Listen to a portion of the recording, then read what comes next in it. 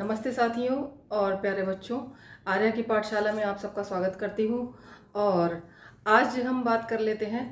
आज बात करेंगे शब्द भेद की, जिसको इंग्लिश में माने अंग्रेजी में हम पार्ट्स ऑफ स्पीच कहते हैं। पार्ट्स ऑफ स्पीच जो होते हैं, जो शब्द भेद होते हैं, जिनको हम जोड़ करके जिस प्रकार से हम वाक्य संरचना करते हैं, उनको हम पार्ट्स ऑफ स्पीच या शब्द भेद कहते हैं।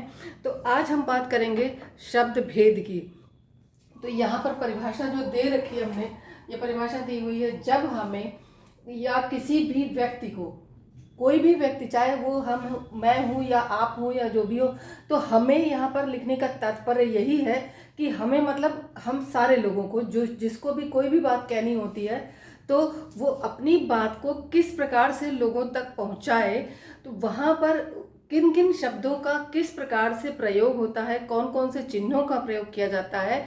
तो ये सारे हम इस पर जो है शब्द भेद का जो तमाम सारे प्रकार होंगे, अभी हम उनको समझेंगे और उनको पढ़ेंगे, जिनका कि इस्तेमाल किया जाता है, और हम उन सबको पढ़ करके ही अच्छे तरीके से वाक्य विन्यास कर पाते हैं।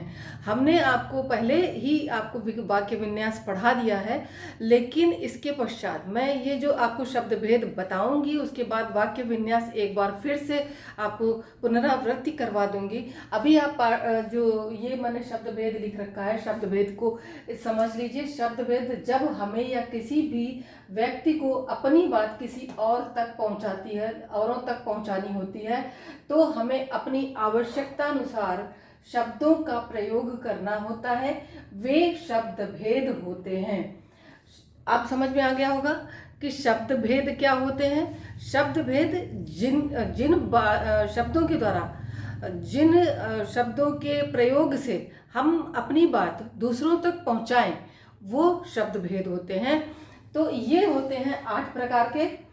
पहला होता है संज्ञा, दूसरा है सर्वनाम, तीसरा है क्रिया, चौथा है विशेषण, पांचवा है क्रिया विशेषण, छठा है समुच्चय बोधक, छठा संबंध सूचक, और सातवां है समुच्चय बोधक, और आठवां है विस्मयादि बोधक।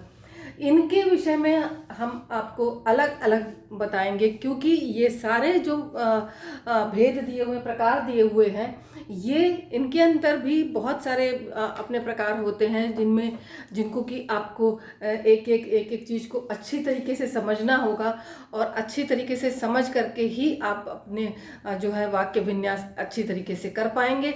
तो हम यहाँ पर शुरू करते हैं संज्ञा से।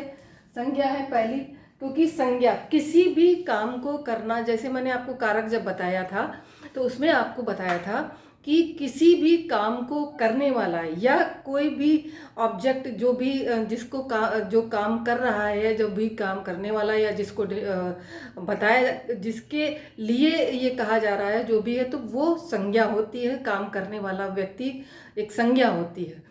तो वो संज्ञा अब इसकी परिभाषा समझ लीजिए। संज्ञा वह होती है जो किसी व्यक्ति, वस्तु या स्थान के नाम को हम संज्ञा कहते हैं। तो जैसे क्या होती है संज्ञा? व्यक्ति का नाम क्या हुआ? राम, मोहन, सीता, गीता, रीता और एटसेट्रा, बहुत सारे नाम हो सकते हैं। कोई भी, वो लड़की, लड़का, ये भी हो सकता है व्यक्ति।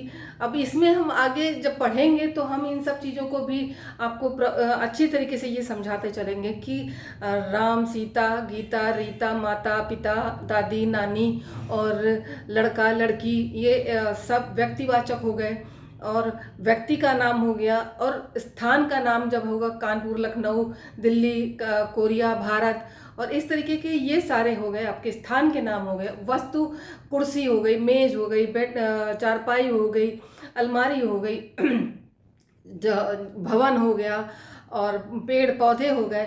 तो ये सारी चीज़ें जो हैं, ये सब संज्ञा होती हैं, जो इंगित करती हैं कि हाँ, ये इनके द्वारा हमारा हम पहचाने जा रहे हैं, या चीज़ को सब पहचान करके बताया जाएगा, इसके विषय में बात की जा रही है। तो अब हम ये देख लेते हैं कि संज्ञा कितने प्रकार की होती है, संज्ञा 5 प्रकार की होती है, ये हम आपको अगले एपिसोड में डिटेल में बताएंगे, विस्तार से इसको बताएंगे।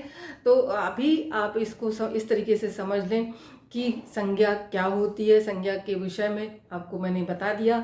और जो भी आपको कन्फ्यूजन हो, क्योंकि मैं ज़्यादा लंबी वीडियोस शायद बना देती हूँ, लोग देखना नहीं चाहते हैं, तो अब मैं इतने लंबे वीडियोस नहीं बनाऊंगी, और क्योंकि मेरा समय भी बर्बाद होता है उसमें, और आप लोगों के लिए मैं इतने लंबे वीडियोस बनाती हूँ ताकि आप लोग अच्छे तरीके से समझ लें। लेकिन मेरा समय उसमें जो है आपको अच्छी तरीके से समझाने के चक्कर में मेरा बहुत लंबा वीडियो हो जाता है। तो अब मैं इतने लंबे वीडियोस नहीं बनाऊंगी, आपसे सिर्फ इतना रिक्वेस्ट करूंगी कि जो है आर्य पाठशाला जो है मेरे चैनल को सब्सक्राइब करते चलें, नोटिफिकेशन बेल ऑन कर लें ताकि आपको नए नए और भी वीडियोस मिलते रहें। तो इसी के साथ जय हिंदी और जय हिंद और बाय।